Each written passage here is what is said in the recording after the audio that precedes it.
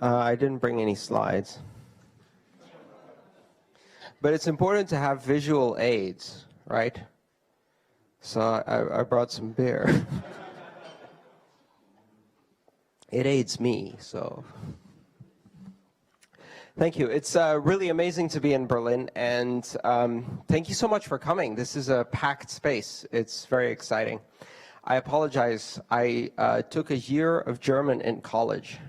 I got a C, and I can barely order in a restaurant, let alone deliver a Bitcoin presentation in German, so here we are.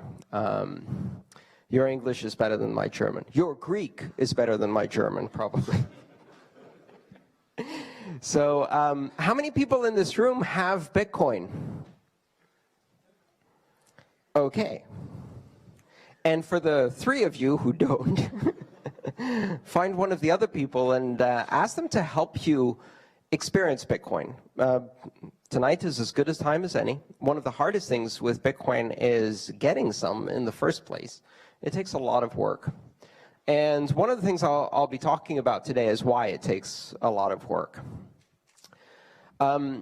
If you don't have Bitcoin, ask someone to help you set up a wallet on your phone. Find anyone to give you some Bitcoin.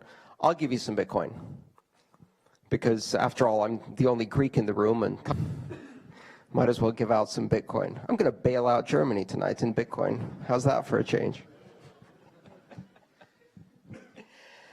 The title of this talk is My Thoughts on the Future of Money, which is the exact same title as the other 7 cities I'm doing on this tour, which is a shortcut for I won't decide what the talk will be about until the day of the talk.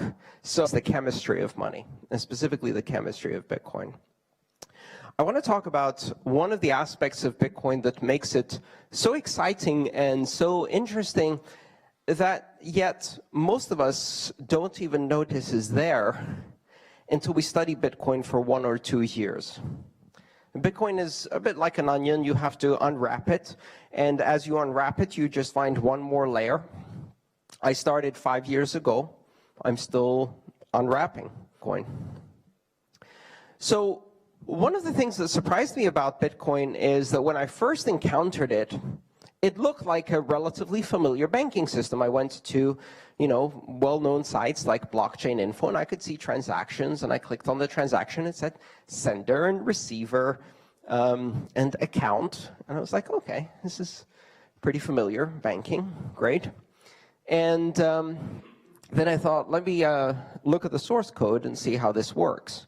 So I'm a programmer, I'm a computer scientist. I figure I'll read the source code and I'll try to understand how the system does these things. And I went through the source code, and if you search for sender and receiver and balance and account, you won't find anything, because none of those things actually exist in Bitcoin. And that really surprised me, because when I looked at the source codes, none of the things that I expected to find there were actually there. You'd expect that a banking system, as it appeared to be, has been designed to do certain things in a very specific way. And Bitcoin isn't like that. It's not like that at all. How many of you have looked into the source code at all, or understand the technical underpinnings? Right, a few people in this room. So you go digging in there, and there's no balance, and there's UTXO, and there's no senders. There's in which don't really correspond to receivers. And you realize that suddenly what you're looking at is almost this quantum or atomic nature of Bitcoin. And in chemistry, we have elements like copper and steel and iron. Well, steel isn't an element, it's an alloy, but copper and iron and helium and whatever. And chemistry gives you this enormous complexity of things that you can combine to make interesting things like, people and toasters. But when you dig into the chemistry, you realize copper isn't a thing. Copper is a pattern of protons and neutrons and electrons. There is no copper. Copper is just protons, and one proton is just the same as another proton, and if you break it up, that proton can just as happily be part of helium. It doesn't care. There's nothing about that specific proton that makes it part of copper, right? Chemistry is one layer, but underneath that is atomic physics, and that layer is very simple. It's very simple. It has a handful of elements, and this handful of, just a few elements make up all of the chemistry we know, 100-some elements in nature that all have unique and different properties that are completely different. Some of them are liquids, some of them are metals, some of them are gases. They behave differently. Some are acidic, some are not. But none of that is in their basic makeup. These are just patterns. Bitcoin has this fundamental atomic structure, this elemental structure. And the elements of Bitcoin are the components of a transaction and the elements of the scripting language. And those elements have nothing to do with traditional banking. You don't see anything about accounts and balances and senders and receivers. Those elements are looking for fundamental mathematical properties and cryptographic properties. Whether a hash is equal to another hash, whether an elliptic curve signature matches another elliptic curve signature, manipulations of numbers, et cetera, et cetera. And what you see on the surface, the transactions, are just constructs. They're a specific way of mashing up these elements to create something that kind of looks like a bank. Which is great, because if you're new to Bitcoin and someone tells you, well, there's an account and a sender and a receiver, you're like, oh, okay, I understand this. And you have a wallet, but your wallet doesn't have coins, it has keys, and those keys can be copied, and now you're like, whoa, your wallet can be copied? Now you're losing me, this doesn't quite match my experience. And things get complicated because Bitcoin isn't what you think it is. It's a platform. It's not a payment network. It's not a currency. It's not a banking system. It's a platform that guarantees certain trust functions. Now, if you happen to have a platform that guarantees certain trust functions, one very useful application for that is to build a currency and a payment network. But you can build more things.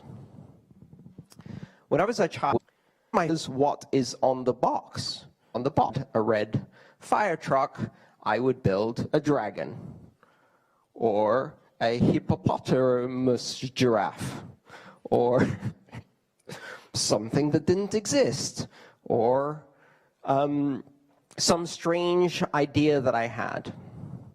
And so that's what I liked about it. I could take these basic building blocks, and I could build whatever I want. Now, what this does is it changes the perspective of how you look at things, because from an abstract perspective, it look like a fire truck or a spaceship. And if someone had given me a toy that was a fire truck, like a plastic-injected, smooth-edged, completed red fire truck, it would be the perfect fire truck. But it could only ever be a fire truck. And 20 minutes after I started playing with it, I'm bored. Because my perfect, rounded fire truck that is only a fire truck is a perfect fire truck, but can never be a hippopotamus giraffe, or a tomato, or a spaceship. But Lego allows me to do that. As I grew older, I started getting into cooking as a hobby. And what I loved about cooking is that it is the perfect combination of art and science. Because if you fundamentally understand how the ingredients work and how they behave, and how the chemistry changes when they're combined, or when you add a catalyst like salt, or when you apply heat to them, then you can create. You can create anything imaginable. And so then you can create this idea of what you want to make when you're cooking, And as long as you understand how the ingredients work, you can execute and deliver that thing you wanted to create. And Bitcoin encompasses that elemental nature. It doesn't give you a final result. It gives you a set of ingredients and a recipe. It gives you a set of Lego blocks and a photo on the box that looks like a red fire truck. And when we present that to the world and the financial companies look at that, they say, well, your fire truck has sharp edges and it's made of silly little blocks. Or you take the ingredients and you put them together and you make a burger. And in Bitcoin, we take the ingredients, we put them together, and we make a banking payment system. And the banks come and look at that, and it's as if they're saying to us, your burger is okay, but in McDonald's, we can make it in 45 seconds, and we can sell 1 billion of them. So why do you need a chef, ingredients, a recipe, if you can just churn out 1 billion of them? And they're missing the point. And the point is not generating 1 billion copies of the same inferior product. The point is not getting the plastic, injection molded plastic red truck that I'm going to be bored of in 5 seconds. The point is unleashing my creativity by giving me the tools and the elements I need to build something unique, to build something new. And I can guarantee you, my little red fire truck or the burger I just built, I didn't build a burger as fast as McDonald's or as cheap as McDonald's. And my little red fire truck isn't as smooth as the Chinese copy. But I can also make albondigas with red tomato sauce, and I can also make a hippopotamus giraffe. And you can't do that with a prefabricated toy, and you can't do that in your McDonald's kitchen. I've unleashed my creativity. With Bitcoin, if you look just at some of the elements, you're beginning to see people realize that this is a set of ingredients, and you have one recipe, but you can make a different recipe.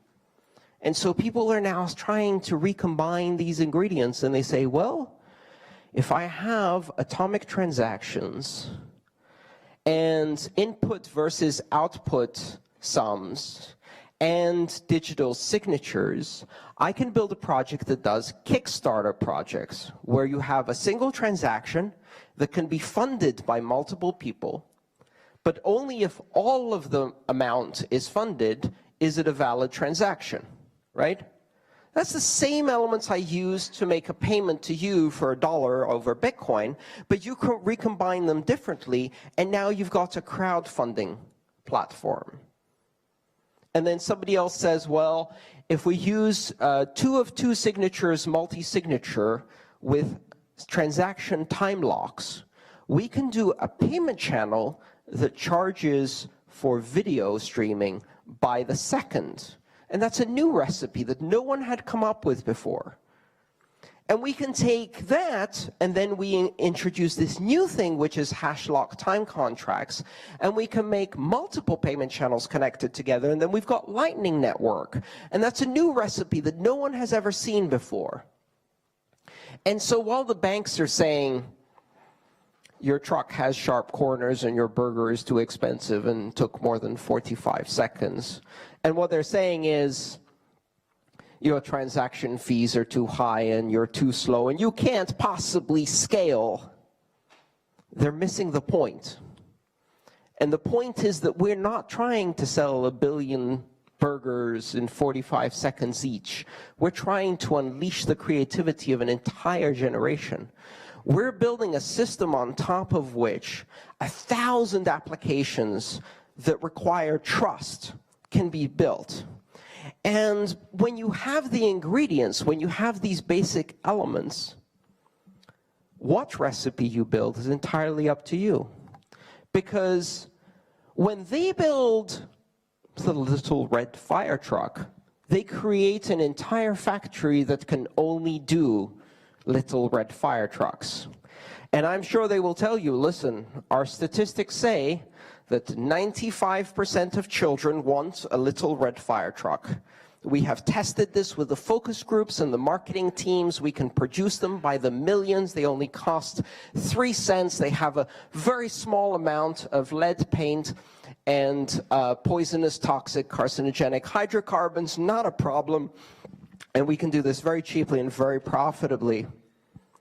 But they can't build anything else with that factory. And when you build a kitchen like McDonald's, you can churn out burgers every 45 seconds. But you can't make albondigas. You can't make something else. You are streamlined to do one thing and one thing only. And as long as that serves your profit line, it's okay. Because I'm sure you focus group tested it to make sure that that's what everybody wanted. And that is a terrible way to build an economy. And that is a terrible way to build a financial system. And that is a terrible way to build a payment network. Because effectively what the banks are saying to us is, we focus tested this. And what people want is the ability, instead of swiping their Visa card, they can wave it over the reader, saving almost 2 seconds and reducing their effort by at least 4 calories. I mean, we could deal with the 4 billion people who have no access to banking or clean water. We could deal with the fact that our world is a fragmented mess where the vast majority of humanity has no access to financial services, or we could reduce the shopper's effort and make a swipe card into a float card.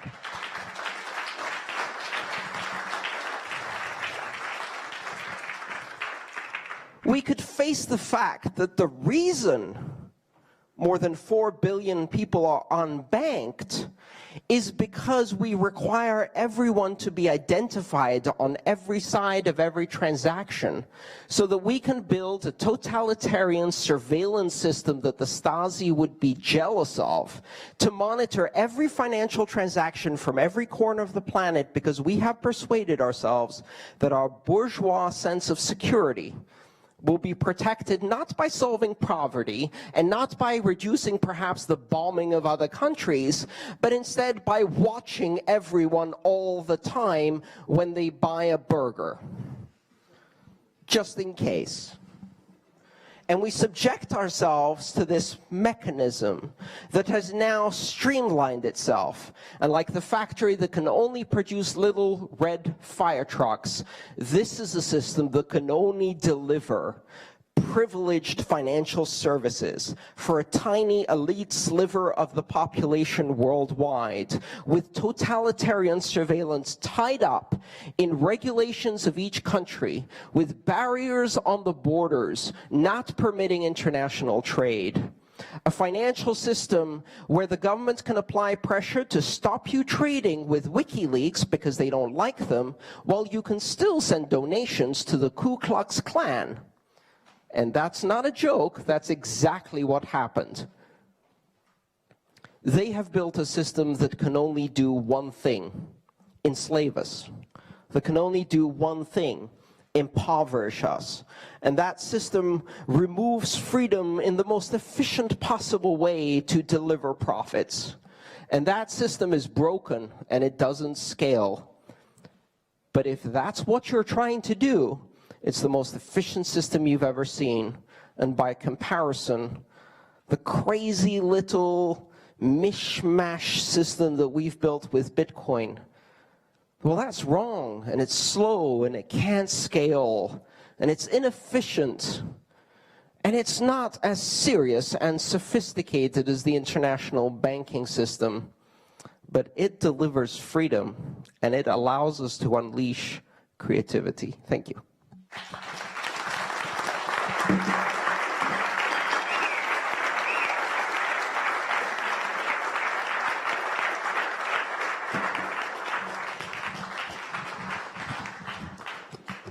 So before we go into questions, could we go through the RSVP list and see who RSVP'd first and give them a copy of the book? I think that's the fairest way to do it, like first come, first served. That sounds great, yeah. Okay, great. I was thinking before how to do it, and this is... We need a method. Otherwise, at the end of the night, we still have the books. And we should also say that it is, I would say, directed at a technical audience, although it's quite accessible. So if you are not interested... If you're not a developer, this is probably not the right book for you, and you could read it for free. It's available online. It's also available in 12 different languages, translated for free.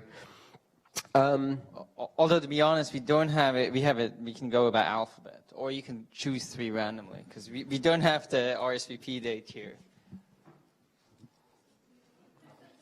So, Ekehard, Mirko.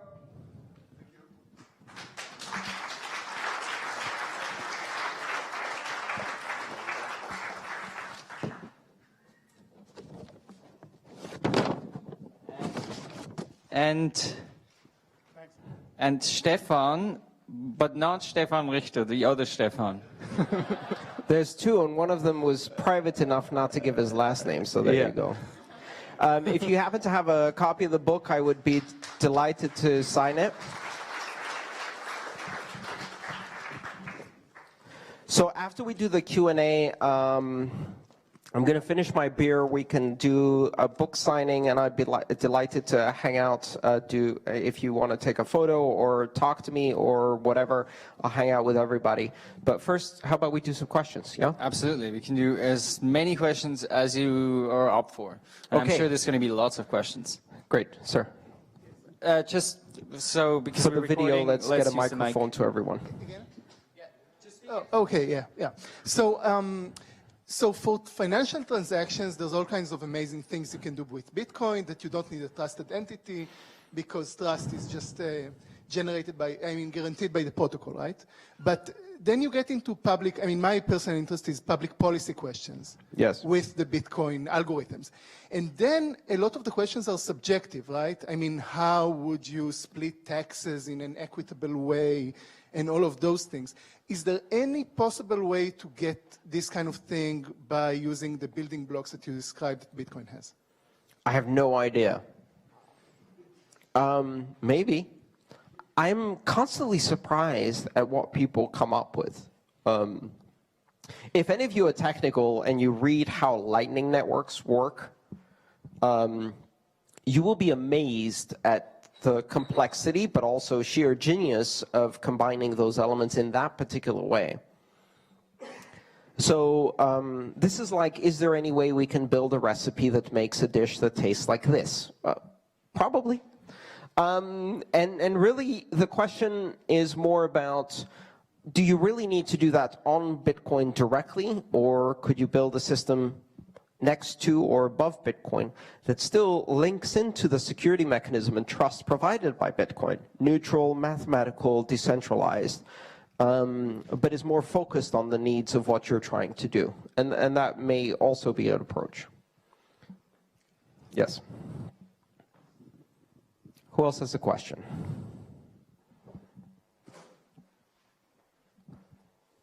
Yeah, maybe this fits really good, this question after. I'm Fabian, I'm the lead dev developer for the Ethereum project. I built the Mist browser. For which project? The Ethereum project. I've heard of it. Yes, I guess so. Yeah, when you're describing these building blocks, which is it's a really nice way of describing it because it actually internally works different than it does from the outside, like you say. I would like to hear your opinion about Ethereum in general, because the Bitcoin building blocks, it's rather like you have Lego with 3 pieces only, while having a smart contract language where you can build whatever you want, you basically have an unlimited amount of building blocks. Yes. And therefore, like doing things like, for example, what the previous questioner said or asked was exactly, is rather simple to do, because you can build whatever you want. You can build whatever distribution system in a smart contract you want. Yeah. So I would like to hear your opinion about Ethereum, smart contracts in general, and the future where the blockchain is moving, right? I'm a fan of Ethereum. I was involved in Ethereum from before Ethereum launched because Vitalik was kind enough to share the white paper with me for comment before he published it. And I've been involved and fascinated from the very first day. And when he sent me the paper, I called him up to ask him and to talk to him about all the ways I thought this wouldn't work. Skepticism is healthy, and he persuaded me that, in fact, he had really good answers to those things. You know, there's a balance to be struck between having pieces in your Lego set that do more interesting things. And there are some things you really can't do with a square piece that has 4 bumps on it. You just can't. You can't make a wheel out of it. You can't make a head of a little person out of it. You can't make a window out of it, a transparent thing out of it, which is why in Lego you have those things specifically designed as the exception. But if you've ever gone to one of these exhibitions, you've probably seen them make entire buildings, the Death Star, the Star Trek Enterprise, the Empire State Building, out of just simply different colored 4 square blocks. Because at enough resolution, you can do some quite amazing things, even just with little square blocks. There's a place for both, and I think those 2 technologies work really well together. Bitcoin, because it's more limited, on purpose, quite honestly, is designed to deliver a very solid, very wide foundation that has very, very robust security. Which is why, even though Ethereum is 1/6 of the capitalization, it's 1/250,000th of the security power in terms of the hashing power that goes behind it. For some things, you need a very solid, wide foundation, and for some things, you need a spike, right? You need something that is very focused. And the 2 work very good together. In fact, I think Ethereum can use some of the underlying security in Bitcoin to become even more robust itself. We don't know yet. I'm interested in both, and I'm even more interested in the broader idea, which is how do you use the technologies within both Ethereum and Bitcoin to do things like 2-way pegged sidechains and dynamic decentralized exchanges between the 2, so that you can have an Ethereum contract that's paid for in Bitcoin that controls a Bitcoin wallet or something else. So you can use everything for what it's best for. And they can work synergistically. The best part about Ethereum for me was that 2 years ago when we had a crisis in Bitcoin, people were like, Mt. Gox exploded, oh my God, we're gonna lose all our money. So they sold Bitcoin and went into fiat. And this year they're like, oh, Mike Kern blew everything up. Bitcoin's dead again for the 112th time. And this time they didn't go into fiat. A good third of them went into Ethereum. I was like, whoa. That's like not getting off the bus, but changing to another bus. And the end result was when the prices of both went up, more people from the outside joined both Bitcoin and Ethereum, and the whole space got bigger. Cryptocurrencies work really well together. The barriers for liquidity are very low. They make great synergistic partners. So I'm very excited about the development of other cryptocurrencies that are now robust enough to stand on their own and to provide partnership with Bitcoin and promote the entire space. They're not competitive. They are addressing different needs, which is why I think Ethereum is so successful, is because it is sufficiently differentiated from Bitcoin to be focused on a different need. I'm invested a bit in Ethereum. So I bought like a small amount of Ether, but that's just a necessary disclosure. Yeah. Let's take another question here. Okay. So let's see. We have about time for 4 more questions before the answers no longer make sense. Go.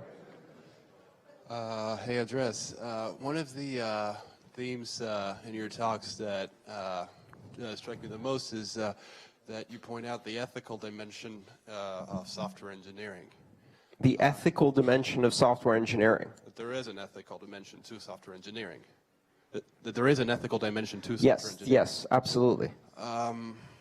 Could you expand a bit on that, and could you give us maybe some examples of ethical Bitcoin software engineering and unethical software engineering, according to you?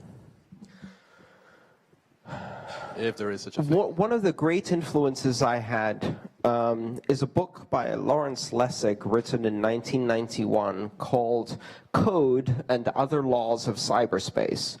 And in it, Lawrence Lessig said that when you build environments in virtual space that transcend borders, the code that is written to control those spaces, to decide who sees what, who has what access, who sees which part of your feed, how widely the information is disseminated, become laws of the jurisdiction of cyberspace. They affect the social interaction between people. And so, as a coder, what you're doing is you're setting down standards for societal interaction. And you can create code that, as a form of speech, liberates billions of people. And you can create code that creates a totalitarian, dystopian, fascist nightmare. If you write code that supports surveillance and gross violation of the rights of others, you are working for the wrong team, right? Because you have it within your capability to write code for good.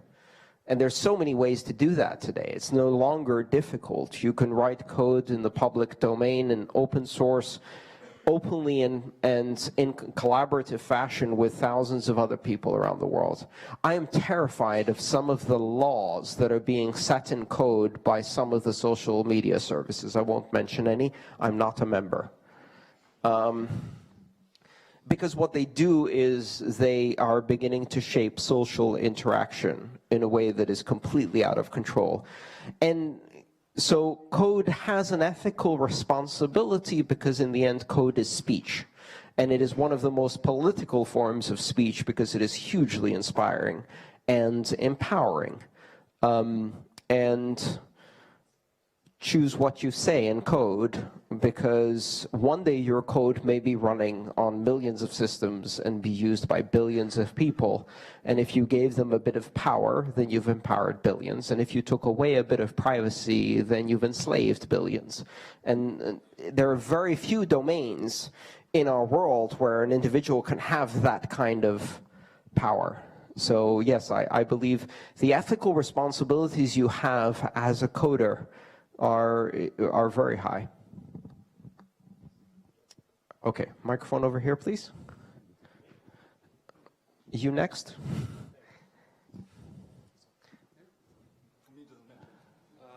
Okay. Thanks a lot, Andreas. That was a great speech. What's your opinion why Mr. Nakamoto haven't explained why what Bitcoin is for exactly, and why do you think he decided not to reveal his identity?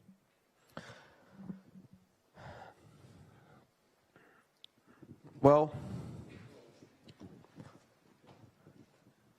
in Greek mythology, there's the story of Prometheus, and Prometheus had the audacity to steal fire from the gods and give it to man. And as punishment for that, he was tied to a rock where an eagle would eat his liver every day, and then overnight the liver would be regrown so he could be tortured all over again. Satoshi Nakamoto stole money from the state, not stealing the money itself, but stealing the technology of money and giving it to man directly. And if we ever find out who Satoshi Nakamoto is, the most likely result will be that someone will either metaphorically or quite literally tie him to a rock for an eagle to eat his liver out, or her liver, or their liver. The day after Nakamoto is found, we will discover from the media that this person is a criminal, a terrorist, a Muslim, a lesbian, a vegan, an anarchist, a punk rocker, and biologically related to Justin Bieber. I just enumerated, 10 of the most horrifying things I can think of, because that's what the media is going to do, right? Probably at the behest of governments. We got to realize that Satoshi Nakamoto disappeared just in time. I think it's very wise to recognize that Satoshi Nakamoto is not a deity or a prophet, and that even though he, she, or they created a vision for what Bitcoin could be, Bitcoin is not theirs. And their idea of what Bitcoin could be or is not divine truth. We are Bitcoin. And Bitcoin will always be we, not a single person. That's the whole point. And therefore, it doesn't even matter anymore what Satoshi Nakamoto thought Bitcoin is. In fact, Satoshi Nakamoto was mostly, arguably, unsure about whether this would actually work. They were extremely hesitant to think that this would work. So the bottom line is that Satoshi Nakamoto can't tell us what Bitcoin is, because neither he, she, they, nor we yet know what Bitcoin will be. We are making history. We have to take responsibility for the fact that we are part of making history. And part of making history means that you have no idea what comes next, because it's never come before. And so you have to make your choices carefully and with a long view into the future. So the stewardship of Bitcoin has passed to all of us. What do you think Bitcoin is?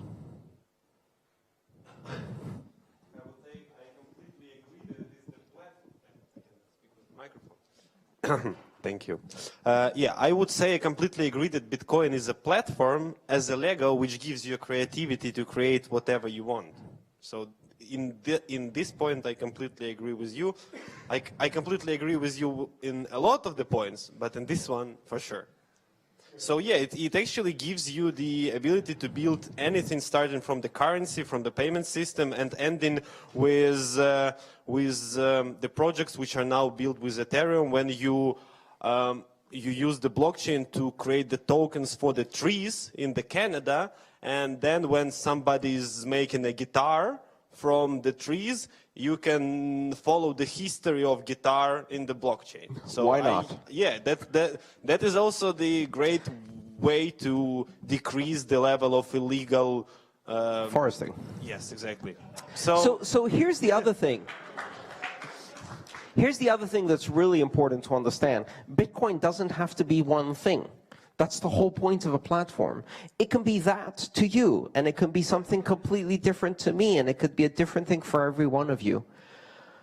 In a system where you don't require permission to innovate, to be creative, where in order to launch an application on the network, all you need is to create a new application and then find someone else who wants to interact with you using that application, the user base of a legitimate application is 2. Okay? For some applications, 1. You don't need to focus group it or test it. Write a protocol definition, launch it on the network. It's like, how many people do you need to run an application on the network? 2 at most. And that's enough for that application to be meaningful to you. So Bitcoin is, but Bitcoin is also whatever you want it to be. It allows you to express the application of just 2 people. And that's one of its magical capabilities, because if you want to create a financial application on our modern financial system, it has to be something that billions of people will use profitably for the banks, which really means that you can only have very few applications.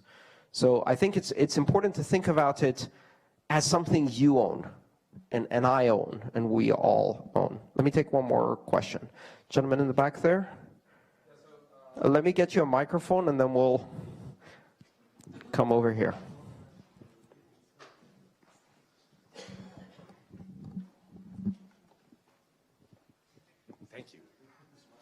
It's a short question. What is your opinion on block size debate? Short question indeed. You know, surprisingly enough, I've never been asked that this evening. I actually did a talk specifically on scaling and why scaling is not something you solve, it's something that you continuously aspire to and push back as a frontier of scaling. Scaling is the thing you can't yet do today, and how you keep pushing that frontier back by failing to scale and then scaling a bit better.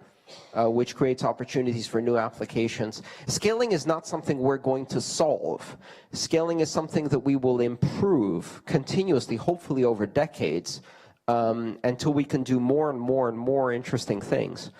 But the thing about the debate today is that there's a lot of noise and a lot of drama. And part of that is because we're used to financial systems in which there is zero noise or drama, right? So the way traditional financial systems work is that a committee of 12 white men get together, they smoke a couple of cigars, and they say, well, how can we best help our shareholders? Like, I don't know, should we drop interest again? Well, we've already dropped them 100 times and the economy's still dead. Yeah, but I think 101 times might do the trick. Okay, let's drop them again. See what happens. I mean, I'm going to be in the Bahamas next week. It's okay. I don't give a shit. I was like, okay, John, are you going to do the announcement? Sure, I'll go do the announcement. After zero deliberation and with absolutely no disagreement, we are now dropping interest rates. That's great. It's like, oh, at least they're not fighting because that would be bad. Democracy is loud and noisy and dirty and weird. If someone in Bitcoin could say, it's been a year, you've had your thing, you talked about the block size limit, but it's now time to make a decision, so here's what we're going to do. And that's the one thing you can't do in Bitcoin because there is no one in control. So the fact that we can't simply dictate our decision to everybody else, the fact that consensus is a everyone together or not at all proposition is not a bug, it's a feature. It's probably the most important feature in Bitcoin. Ironically, people don't realize that now that we've reached a point where the distance in opinion is very, very small.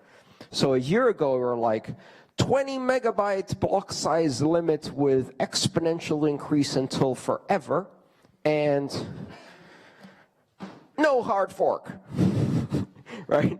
And now we're like, well, how about we do 2 meg now plus segregated witness later? And the other side is, how about we do segregated witness now and a 2 meg hard fork later, right? That's really, really close. If you haven't noticed, one of the interesting things that happened is Classic just reached more than 6%. Segregated witness activation on BIP9 requires a 95% consensus. So now Core has veto over the hard fork, and Classic has veto over segregated witness. Interesting times ahead. Because when you have two parties and they hold veto on each other's most prized possession, compromise is just around the corner. It is an illusion that one party controls Bitcoin, because you might appear to have a lot of power in Bitcoin if you continue to do the things that the consensus wants you to do. And when you stop serving that consensus, your power evaporates. So that's what I think about the scaling debate, which is I'm not pro-classic, I'm not pro-core, I'm pro-consensus, and consensus is coming. Within the next year and a half, we're going to do segregated witness and a hard fork to 2 meg, and thin blocks, and invertible Bloom lookup tables, and a number of other optimizations. And then we will hit a scaling wall again, and the debate will continue. Let's take one more question over here.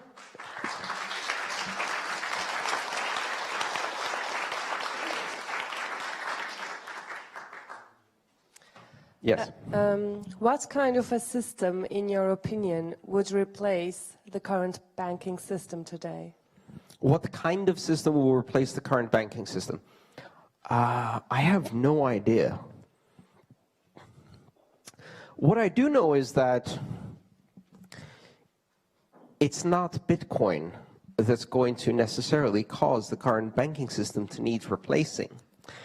Part of this argument, from our perspective, we're like, Bitcoin is fighting against the banks.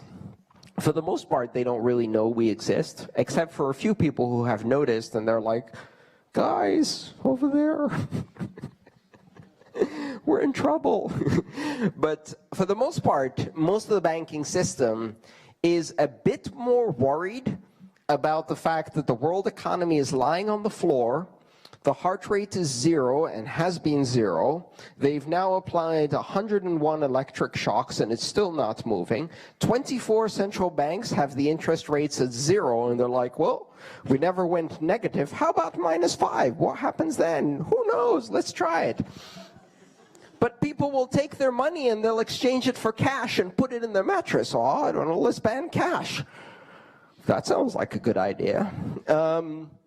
The world currency system is in the deepest crisis it's ever been for the last 2 centuries. And it's not about Bitcoin. It's about choice. So we don't know what's going to play out because we're following only one part of the equation. And the other part of the equation is completely outside of our control. What we do have a choice to do, however, is not yet this year, not yet next year, but maybe 10 years from now, when the central bank goes, hey, we've got 550% hyperinflation, but we're all going to stick together, right? Nobody leave. Everybody follow the sinking ship to the bottom. Maybe a third of the population is going to go, I don't think so. I'm going to be over here in the Bitcoin life raft. Well, you do whatever you're doing. In Venezuela, it's starting. They just arrested some Bitcoin people because Bitcoin is used by criminals. Has nothing to do with their hyperinflation of 550%, I'm sure. This is going to keep happening. One day, there will be enough people to say, no, I opt out. And then the world has changed. In fact, the world already changed. It's just a matter of that change propagating to enough people. We are going to see dramatic change over the next 30 years, and only a small part of it will be related to Bitcoin. A big part of it will be related to the fact that the fundamental Bretton Woods central banking free-floating currency system died at the turn of the century, and the repercussions of that are going to be enormous. So I don't know what banking will look in a century, but it will be different.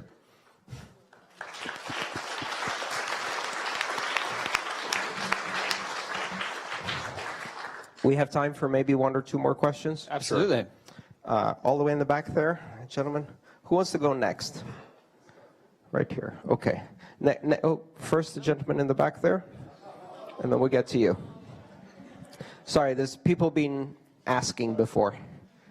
So with the Bretton Woods system being broken and traditionally infecting markets in developing regions by the World Bank and then the IMF deploying capital into these markets, say in parts of Asia, Africa, Latin America, how does Bitcoin expand and take advantage of these developing markets? How does it become a more used currency amongst a greater portion of the population without having macroeconomic and geopolitical policy dictating its expansion? That's a great question. The simple answer is through the people in this room. And so the people who can code, Bitcoin's user interfaces suck. Some of the security implementations suck. The documentation sucks. And no one can use this yet unless they spend hours and hours and hours trying to understand this weird thing. In 1989 or early 1990, I sent my first email, very first email. I connected over a modem to a remote account where I logged in to a Unix shell. I proceeded then to download, compile, and execute a mail program. I used that to compose an email message. I got the email address of another person who was on another continent. I sent them an email, and it was amazing. It was amazing. 36 hours later, they received my message. It only took about 2 hours of work from someone with, at that time, basic, Unix command line, C programming skills. Exactly 20 years later, my mom picked up the new iPad I sent her and went and sent me an email. That's the transition we have to make. Today, Bitcoin is like being thrown into the bowels of Unix, and nothing makes sense. And all of the words don't mean what they actually do. And none of the interfaces are polished or usable, and you do something and it does the exact opposite of what you expected. It's almost impossible for individuals, because it's bloody difficult, right? And we're seeing change. We're seeing new devices, new user interfaces. When I first joined Bitcoin, there was one wallet. And we didn't even call it Core then. We just called it Bitcoin. When we get to the point where my mom can use Bitcoin, we're beginning to win. And so that should be your goal if you're a developer, designer, a user interface designer, a documentation person.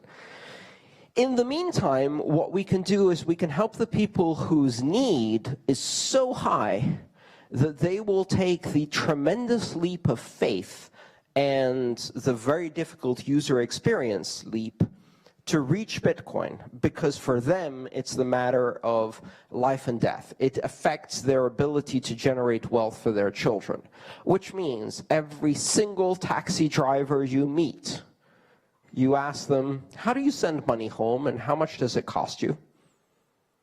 And then you teach them about Bitcoin. Every single immigrant you meet, you teach them about Bitcoin, you help them set up a wallet, and you give them some Bitcoin.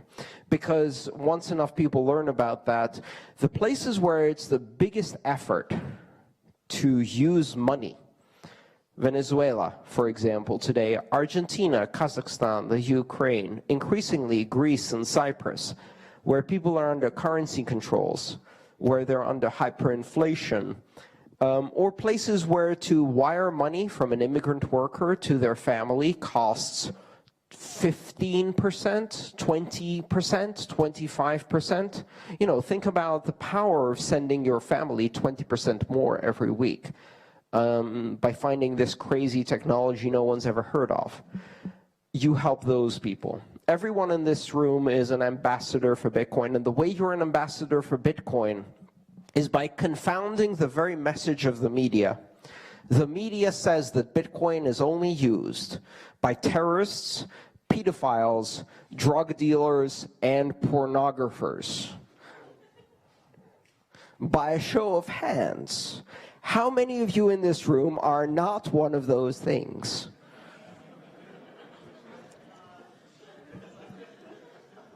When the media sells that message and the average person goes out and they meet someone and they are a Bitcoin-using dentist or a Bitcoin-using interior designer or a Bitcoin-using architect or a Bitcoin-using taxi driver, the person they meet goes, hang on a second, I thought y'all were terrorists.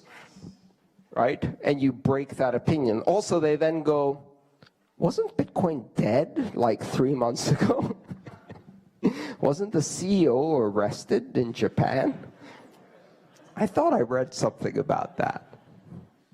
So confound expectations, be an ambassador, teach people how to use it, give them a small amount of Bitcoin. Don't explain, help them experience, and we move forward.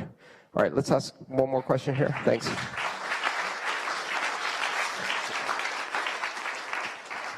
Hi, thank you for your talk. So I would like to ask you what to you is the most interesting thing happening right now around Bitcoin and maybe cryptocurrencies in general, and maybe if you have time, what is your opinion on proof of stake? Because there are like people saying it's fundamentally flawed because there is nothing at stake.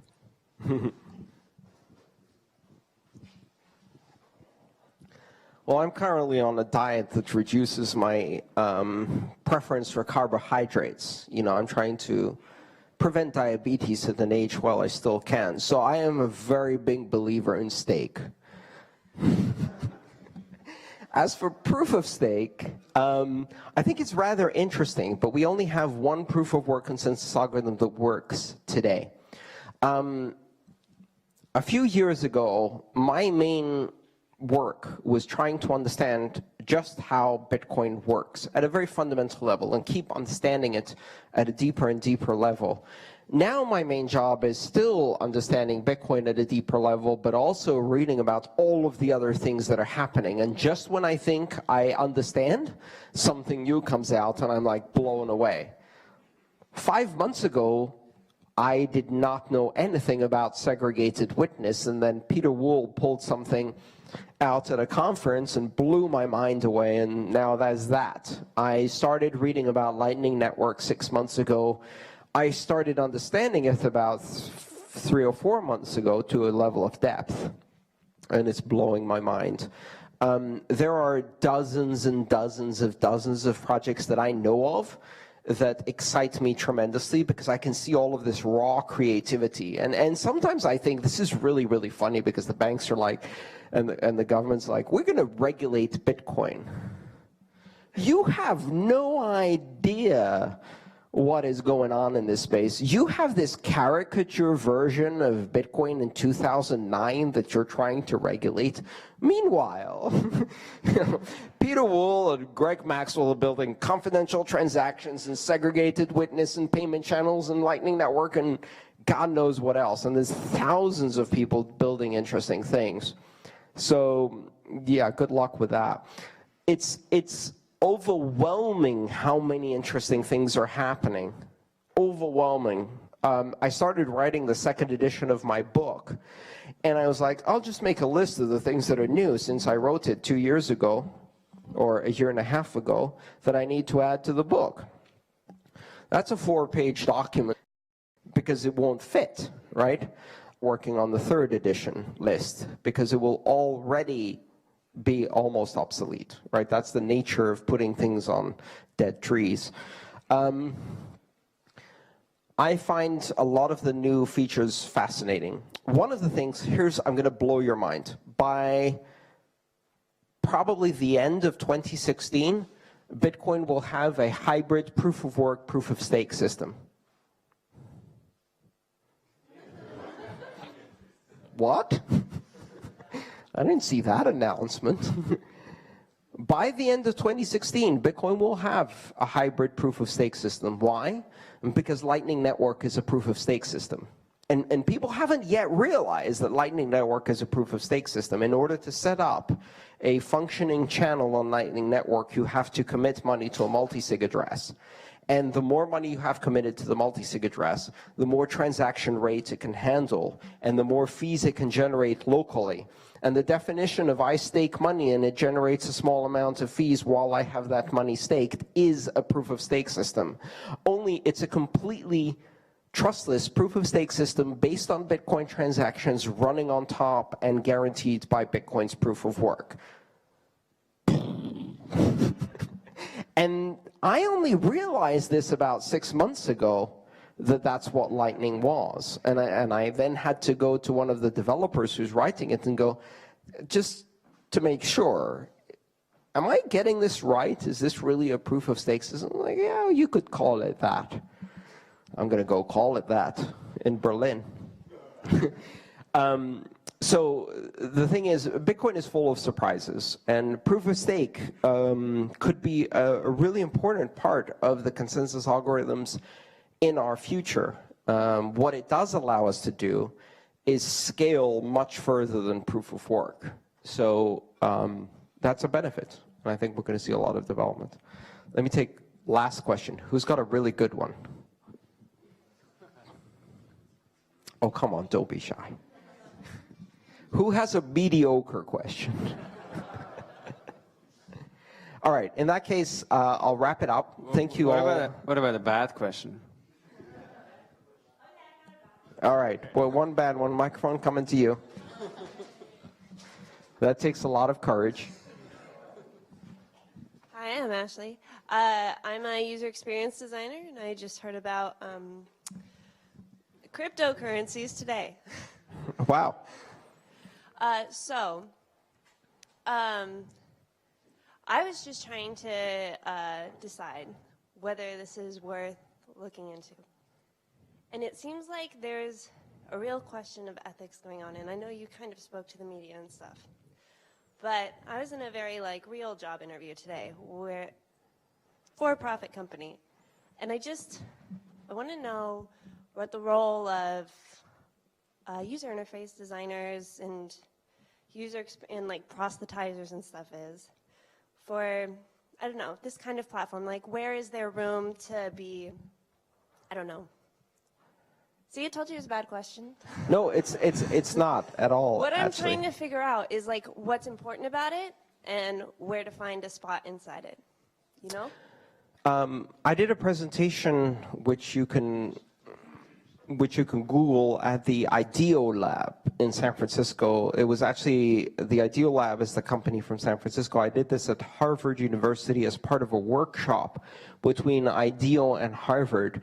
And they were doing a workshop on design fundamentals and a hackathon. And they had all these young designers to come and do design for Bitcoin. And I did a presentation which basically was an hour of me telling them everything that sucks about Bitcoin design. And the really interesting thing about Bitcoin is that if you look at it simply as a computer technology, you're missing the point. Bitcoin is probably the 5th change in a technology that is the most ancient technology we have as a human species, and that's the technology of money. So it's like barter, precious metals, fiat pieces of paper, credit cards, Bitcoin.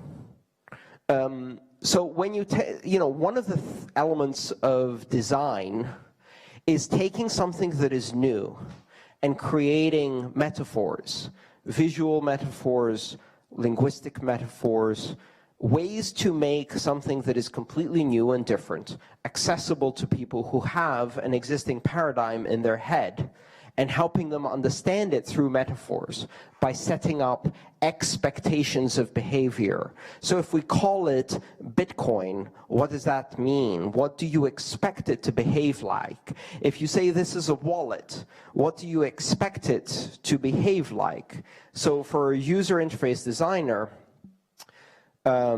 nothing is better than taking a really, really strange, disruptive technology that affects the most important technology we use in society, money, and changes it in a way that it hasn't changed more than 5 times in more than 2 million years, and taking that technology and trying to explain it to people through design.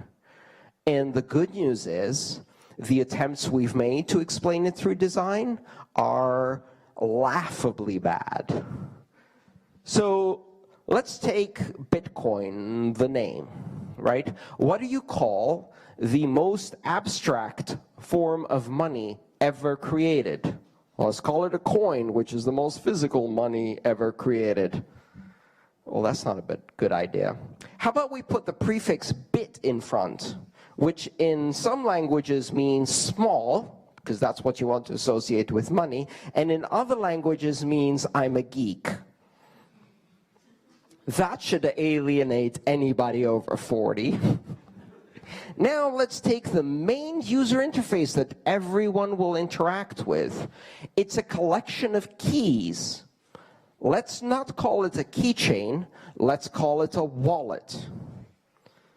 Because the one thing you can do with a keychain is make a copy of it. If you have a key to your house and you make a copy of the key to your house, another person can get into your house. that makes far too much sense. Let's call it a wallet. Let's call it the thing you have in a pocket that you can't make a copy of that actually holds all your money, even though a Bitcoin wallet doesn't hold any of your money, and you can make a copy of it because all the coins are actually in the network. And it goes on and on and on and on. Bitcoin is a space plagued by design decisions made by engineers. I mean, what greater challenge could there be for a designer than to come in and fix all this mess?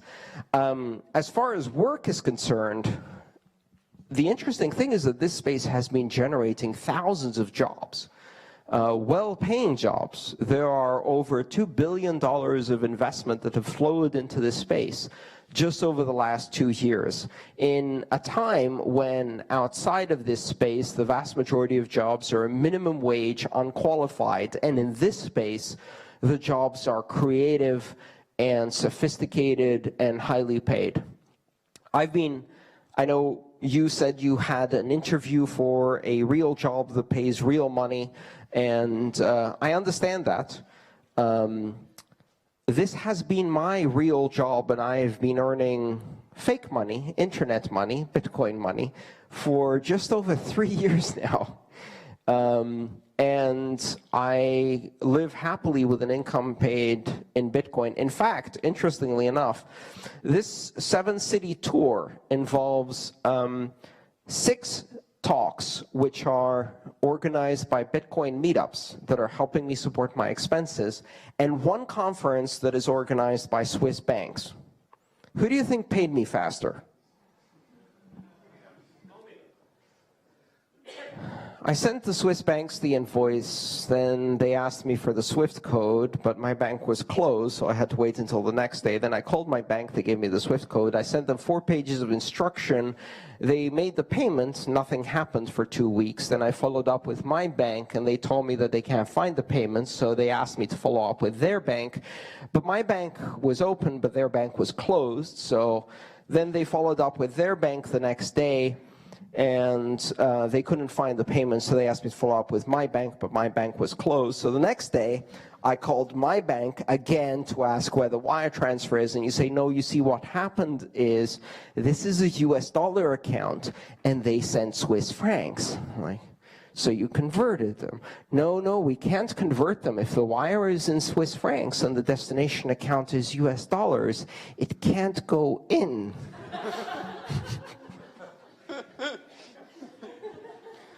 Well, can you give me the details of the wire? No, we can't give you information about the wire unless you are the verified recipient. So tell me, which company sent you the wire?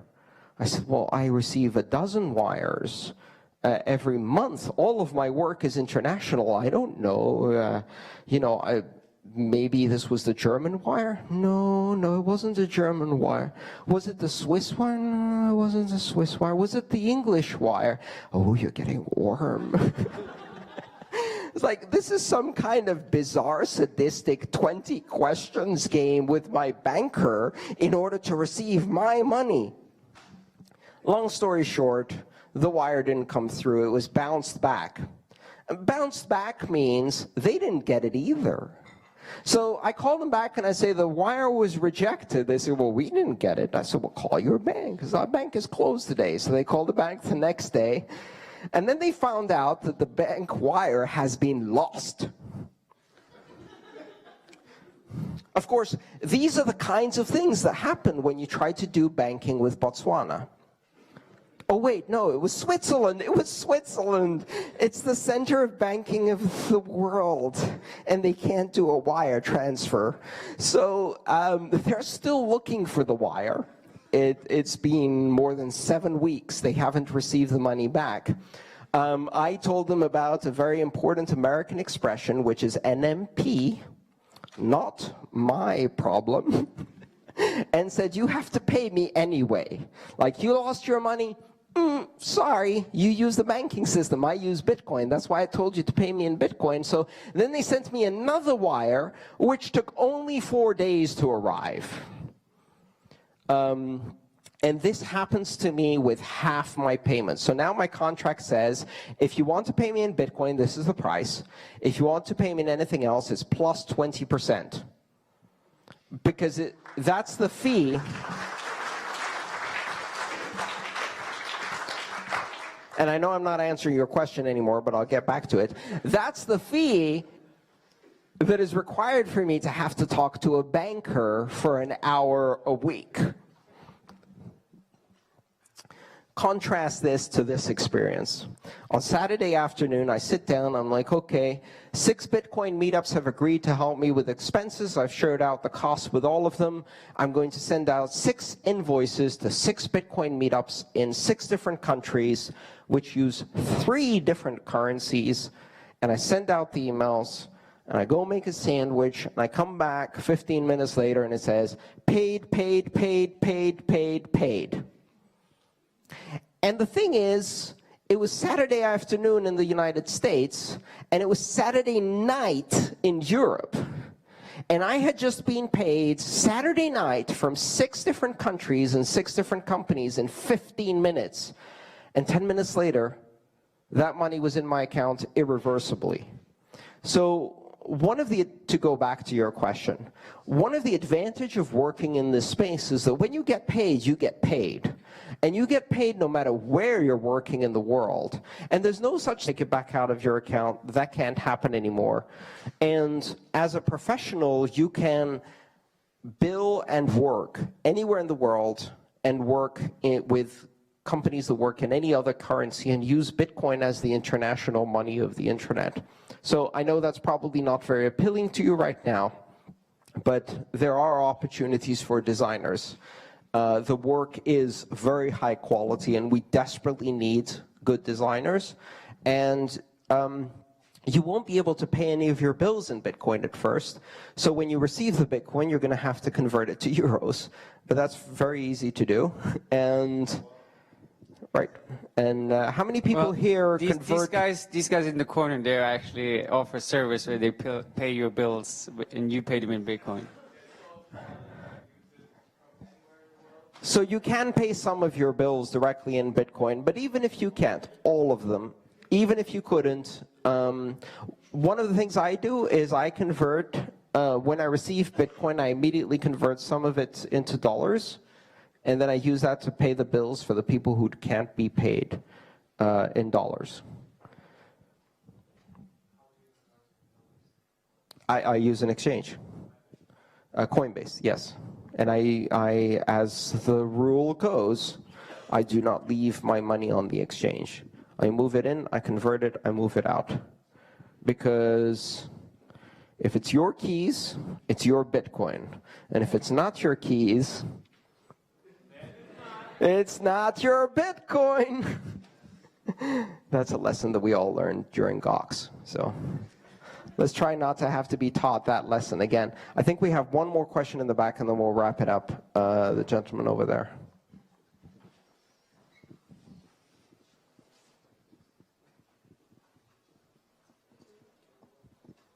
Hi. Hey. What do you think of a world where banks become technology companies and not banks anymore, and then we give them smart contracts or blockchains as a tool with which we wanted to avoid this control? Like, it would be... I think we will see, first of all, banks are technology companies today. And part of the banks is 1970s technology. That's the part that touches the most government. And parts of the banks is, you know, cutting edge 2016 machine learning technology. And that's the part that screws the stock market and you out of all of your savings very effectively with high frequency trading. But banks are technology companies. Banks are not financial companies. They are fundamentally software engineering companies and have been for more than 2 decades now. They will adapt. The vast majority of banks will adapt when they are pressured to, when they need to adapt to a world in which digital currencies are part of the things that their customers need and use. And when that's the case, they will adapt, and some of them will thrive in this new world of transparent digital currency and decentralized ledgers. And transferable assets and tokens and all of that. If you talk to some of the, you've got to realize, you know, banks are not bankers. Bankers, for the most part, are not evil people. They have some sociopaths at the CEO level, but most of them are nice people trying to pay their mortgage and raise their family. And some of them are really cool geeks who are doing things with quantum quantitative trading and algorithmic trading. And when they look at Bitcoin, they go, oh, wow, I would love to play in that with a lot of money. So they will adapt. I remember a time when phone companies still used the telegraph part in their name, and they still were very proud of the telephone part in their name. Today, all phone companies are internet service providers first, and voice is one of the applications they carry. And they were the biggest, if you like, opponents to the internet. And now they are the internet. So don't be surprised if 2 decades from now, a big chunk of the infrastructure of decentralized currencies and a big chunk of the liquidity of decentralized currencies is offered by transformed banks that have learned this lesson. But keep in mind that in that process, some of them will go out of business very, very quickly. Yeah. All right. Enough questions. All right. Thank you so much for coming today. Thank you.